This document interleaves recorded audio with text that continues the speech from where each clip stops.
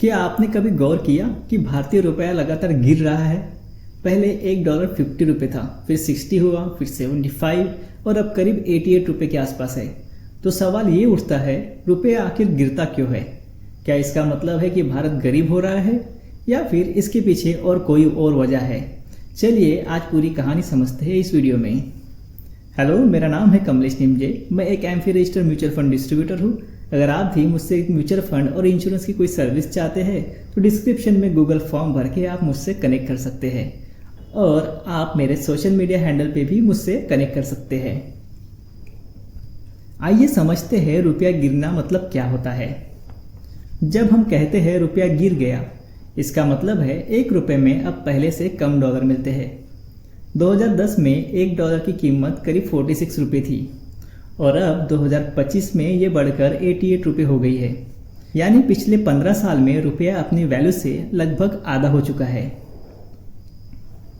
अब समझते हैं रुपये की कीमत कैसे तय होती है। सबसे पहले ये समझना जरूरी है कि रुपये की कीमत तय कैसे होती है। किसी भी करेंसी की वैल्यू डिमांड और सप्लाई से तय होती है। जब डॉलर की डिमांड ज़्यादा होती है तो डॉलर महंगा हो जाता है और रुपया गिर जाता है। जब डॉलर की सप्लाई ज़्यादा होती है तो डॉलर सस्ता होता है और रुपया मजबूत होता है। इसे एक एग्जाम्पल से समझते हैं। मान लीजिए रुपया भारत की शेयर की तरह है। अगर लोग भारत में निवेश करते हैं तो रुपये की डिमांड बढ़ती है। अगर वो पैसा निकालते हैं तो रुपये की डिमांड घटती है। तो जब हम कहते हैं कि रुपया गिर रहा है तो इसका सीधा मतलब है कि बाजार में डॉलर की डिमांड उसकी सप्लाई से कहीं ज़्यादा है। आइए समझते हैं रुपये गिरने के कुछ मुख्य कारण। रुपये की गिरावट के पीछे 4-5 मुख्य कारण हैं जो ग्लोबल और डोमेस्टिक दोनों हैं। पहला कारण है भारत की इंपोर्ट निर्भरता। भारत को तेल, सोना, इलेक्ट्रॉनिक सामान भारी मात्रा में इंपोर्ट करना पड़ता है। इन सब के लिए डॉलर में पेमेंट करना होता है। जितना ज़्यादा इंपोर्ट उतना ज़्यादा डॉलर की डिमांड और उतना ही रुपया कमज़ोर होता है। दूसरा कारण है विदेशी निवेशकों का पलायन। जब दुनिया के बड़े बाजारों जैसे अमेरिका में ब्याज दरें बढ़ती है तो फॉरेन इन्वेस्टर भारत जैसे उभरते बाजार से अपना पैसा वापस निकालने लगते हैं। यह पैसा वापस डॉलर में ले जाया जाता है, जिससे बाजार में डॉलर की सप्लाई घट जाती है और रुपया कमज़ोर हो जाता है। अगर भारत में महंगाई ज़्यादा हो या ब्याज दरें कम हो तो विदेशी निवेशक भारत में पैसा लगाना कम कर देते हैं। इससे भी रुपया कमज़ोर होता है। तीसरा कारण है यूएस फेडरल रिजर्व की सख्त नीतियाँ। अमेरिका में महंगाई को कंट्रोल करने के लिए यूएस फेडरल रिजर्व ब्याज दरें बढ़ाता है। ब्याज दरें बढ़ने से जब अमेरिकी बॉन्ड पर रिटर्न ज़्यादा मिलता है तो निवेशक भारत जैसे देशों से पैसा निकालकर अमेरिका में निवेश करते हैं, जिससे भारत से डॉलर बाहर चला जाता है। चौथा कारण है व्यापार घाटा। जब भारत का इंपोर्ट उसके एक्सपोर्ट से बहुत ज़्यादा बढ़ जाता है तो हमें ज़्यादा चीज़ें खरीदने के लिए ज़्यादा डॉलर खर्च करने पड़ते हैं, जिससे रुपये पर दबाव पड़ता है। इसे आप ऐसे समझिए, हम जितना कमाते हैं उससे ज़्यादा हम बाहर खर्च कर देते हैं। इसका पांचवा कारण है स्ट्रॉन्ग यूएस डॉलर। जब विश्व में अनसर्टेनिटी का माहौल हो, जैसे वॉर, कोई पैंडेमिक, पॉलिटिकल अनसर्टेनिटी या राजनीतिक तनाव हो, तब डॉलर की डिमांड बढ़ती है और बाकी करेंसी कमज़ोर होती है। इतिहास क्या कहता है वो देखते हैं। 1947 में आज़ादी के समय $3 $1 के बराबर था, लेकिन जैसे जैसे भारत में लिबरलाइजेशन और ग्लोबलाइजेशन अपनाया, रुपया अपनी असली मार्केट वैल्यू पर आने लगा। 1991 के आर्थिक संकट, 2013 के टेपर टैंट्रम, 2020 की महामारी और 2022 से 25 के अमेरिका ब्याज दर बढ़ोतरी, हर बार रुपये पर दबाव पड़ा।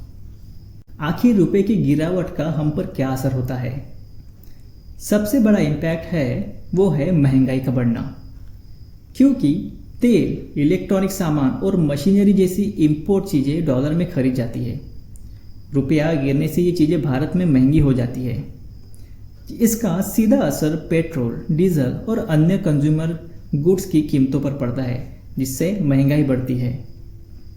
दूसरा इम्पैक्ट यह है कि विदेशी यात्रा और शिक्षा महंगा हो जाती है।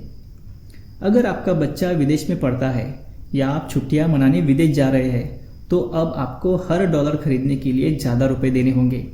इससे आपकी विदेशी यात्रा और बच्चों की फीस का बजट बढ़ जाएगा। तीसरा इम्पैक्ट होता है कंपनियों पे प्रेशर बढ़ जाता है। वे कंपनियां जो कच्चा माल इंपोर्ट करती है उनकी लागत बढ़ जाती है, जिससे उनके मुनाफे पर असर पड़ता है और चीज़ों के दाम बढ़ जाते हैं। तो क्या रुपया गिरना हमेशा बुरा होता है? नहीं, ज़रूरी नहीं कि रुपया गिरना हमेशा बुरा हो। अगर रुपया धीरे धीरे गिर रहा है तो ये भारत जैसे डेवलपिंग देश के लिए एक सामान्य बात है। कमज़ोर रुपया भारतीय एक्सपोर्ट को सस्ता बनाता है। भारतीय एक्सपोर्टर्स जो चीज़ें डॉलर में बेचते हैं उन्हें रुपए में ज़्यादा पैसे मिलते हैं। इसमें IT sector, textile sector, pharma जैसी इंडस्ट्री को इससे ज़्यादा फायदा मिलता है। तो आखिर ये प्रश्न उठता है कि इसमें आरबीआई इसे रोकने के लिए क्या कर रही है? भारतीय रिजर्व बैंक आरबीआई रुपए को एक दायरे में रखने के लिए लगातार काम करता है, जिसे सॉफ्ट लैंडिंग कहा जाता है। जब रुपया तेजी से गिरता है तो आरबीआई अपने विदेशी मुद्रा भंडार फॉरेक्स रिजर्व से डॉलर बेचकर बाजार में डॉलर की सप्लाई बढ़ा देता है। इससे डॉलर की डिमांड कम होती है और रुपए को सपोर्ट मिलता है। आरबीआई अपनी प्रमुख ब्याज दरों जैसे रेपो रेट को बढ़ाकर देश में निवेश को आकर्षित करने की कोशिश करता है, जिससे विदेशी निवेशक भारत में पैसा बनाए रखे।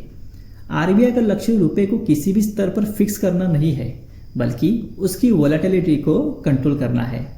अगर हम इन सारी घटनाओं को क्रमशः जोड़ें तो हम इस कंक्लूजन पे पहुंचते हैं कि अगर लंबे समय के लिए भारत को एक्सपोर्ट बढ़ाने, तेल पर निर्भरता घटाने, फॉरेन इन्वेस्टमेंट को बढ़ाना और इन्फ्लेशन को नियंत्रण करने पर काम करना होगा।